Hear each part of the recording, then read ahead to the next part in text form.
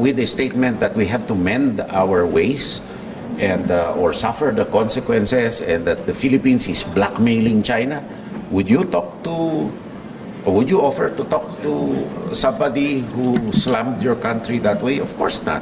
Breaking news mga kabayan, Defense Minister ng Pilipinas hindi kayang takutin ng China. Pinalaga ng Pilipinas ang maling paratang ng China. Ayon kay Secretary of National Defense Gilberto Chodoro Jr., may dahilan kung bakit hindi ito nakipag-usap sa Defense Minister ng China. Sinabi kasi ng China na Pilipinas pa ang nanggugulo sa West Philippine Sea. South Korea ipiniliwanag kay Pangulong Bongbong Marcos Jr. na sila na ang bahala para makakuha ang Pilipinas ng mga submarine. 100% babayaran ng gobyerno ng South Korea ang mga submarine para sa Pilipinas at babayaran ito ng bansa sa mas mahabang taon. America show of force sa Baho de Masinloc, nagkatotoo na. USS Nimitz nuclear aircraft carrier, 4 na destroyer at 1 cruiser ang nagpakita ng suporta sa Pilipinas at ito ay nagpatrol malapit sa Scarborough Shoal na pilit inaagaw ng China. Amerika ang lakas talaga bilang patunay ng paninindigan ng Trump administration na protektahan ito ang mga nasasakupan ng Pilipinas. USS Nimitz nuclear aircraft carrier at ang strike group nito ay ipinakita ang kanilang kahandaan at lakas laban sa agresyon ng China sa Baho de Masinloc sa West Philippine Sea. Ayon sa larawang kuha ng satellite, ang nasabing carrier strike group ay nag-ooperate malapit sa Scarborough Shoal. Kasama ng USS Nimitz CVN-68 ang 4 na destroyer at 1 cruiser. Ang paglapit at pagsasagawa ng maritime patrol ng Nimitz Carrier Strike Group ay kasunod ng paglalahad ng Amerika at Pilipinas ng Task Force Philippines. Submarine Acquisition Program muling binigyan diin ng Pilipinas at South Korea. Personal na nakaharap ni Pangulong Bongbong Marcos Jr. ang kumpanya ng South Korea ang Hanwha Ocean sa plano nitong magsagawa ng submarine base at iba pang mga pangailangan ng Philippine Navy para sa mga programa nito sa submarine. Ipinaliwanag ng Hanwha kay Pangulong Bongbong Marcos Jr. na KSS-3 PN ang kanilang inaalok sa Pilipinas kung saan taglay nito ang mga makabagong sonar at combat system at lithium batteries para sa pangmatagalang operasyon sa ilalim ng mga karagatan ng Pilipinas. Dagdag pa dito, nakahanda ang gobyerno ng South Korea na magbigay ng 100%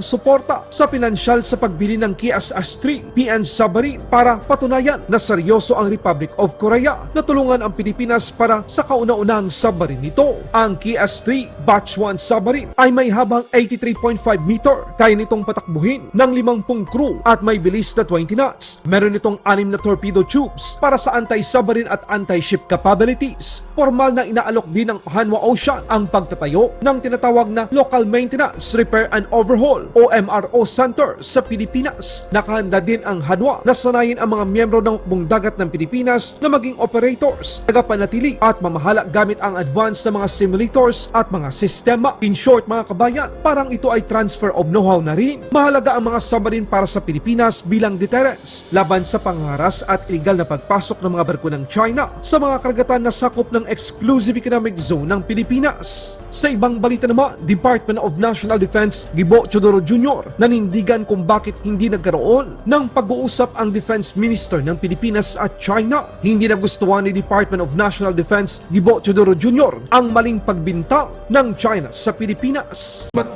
how can you have a conversation when the day before the ADMM, the Ministry of Defense of China came out with a statement that we have to mend our ways and or suffer the consequences, and that the Philippines is blackmailing China? Would you offer to talk to somebody who slammed your country that way? Of course not. I mean, if I would be willing to talk if there was a semblance of good faith. Kung nagpakita ng sinseridad, kakausapin ko, bakit hindi? Pero kakausapin mo na the day before sinabi binablockmail natin ng China. Pagkatapos magbago daw tayo ng mend your ways. Para ba't biro mo magsasabi sila, gusto namin makipag-usap, mabait kami, pagka sasabihan ka on the other hand na gano'n. Sampal sa mukha yun. Kaya hindi ko tatanggapin. At sinabi ko yun sa aking intervention sa ADMM Plus. At kinot ko ang isang tao na sinabi, resist unilateral bullying. So sinusunod lang naman natin ang sinabi. Sino nagsabi nun? President Xi Jinping sa APEC. Kaya sabi niya, we must resist unilateral bullying. Ba't pag tayo ang nagre-resist, ayaw nila? Ano reaction, sir, ng China? Wala.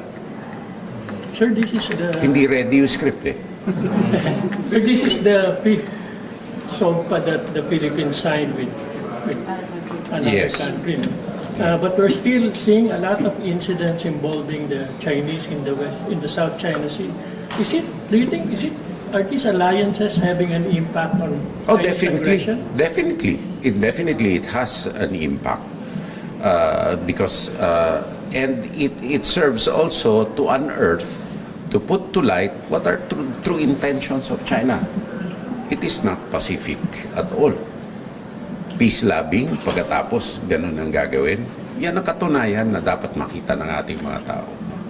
Pwede tayo makipag-usap, magpakita lamang ng sinseridad. Rhetoric lang yung sinasabi nila o policy talaga nila? Talaga naman rhetoric yung sinasabi nila. Ang policy nila talaga is to take control of the South China Sea. So lahat ng sinasabi nila, rhetoric yun. Yun ang goal. No?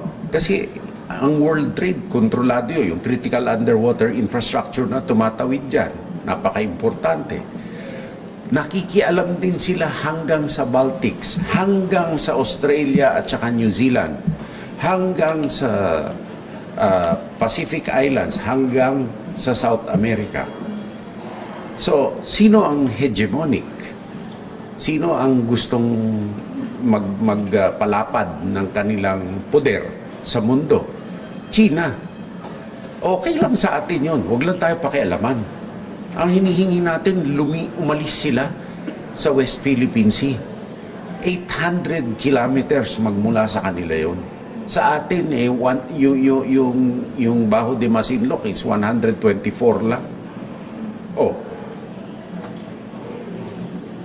Sir, any Chinese construction in the Scarborough Shoal would be a red line for the Philippines and the U.S., would you think?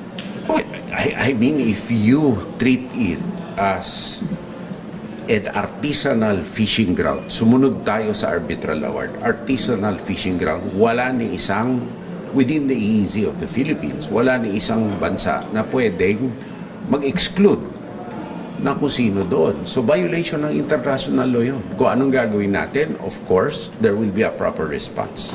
So very quick lang doon sa sinabi nyo, with the Minister ng China. Will you give context to that? Na pwede lang... Wala namang invitation na makipag-usap eh. Kasi talaga naman, kailangan may lines of communication, normally, kahit na may tensyon. Pero sa kanila naman nakita natin na wala sinseridad. Ang linya, binobola lang naman tayo. O kaya maglalabas ng mga statement na hindi maganda. So bakit pa? Ang kausap natin, yung mga tumutulong sa atin na may sinseridad. Katulad ng ASEAN, ang defense ministers ng ASEAN ay nagsabi nga ang Malaysian Defense Minister na kailangan we must evolve positions on the South China Sea. We cannot afford to gloss over that anymore. No? So, nararamdaman din nila, no? Sila dahil sa peculiar circumstances ng kanilang mga bansa, meron silang pagkakasundo ng China. Pero sa atin naman, nakatulong ba ang China na magpatatag ng ating internal resilience? Hindi. Ano yung inintroduce dito? Scam hubs, substandard na steel, at saka very, very tactical yung kanilang engagements. No? So, hindi ko naman sinasabi na hindi dapat. Pero, dapat kung makikipag-usap o makikipag-ugnayan tayo, respetuhin muna nila ang alituntunin natin at ang sovereignty natin. At yan ang pinaglalaban natin. Laban Pinas.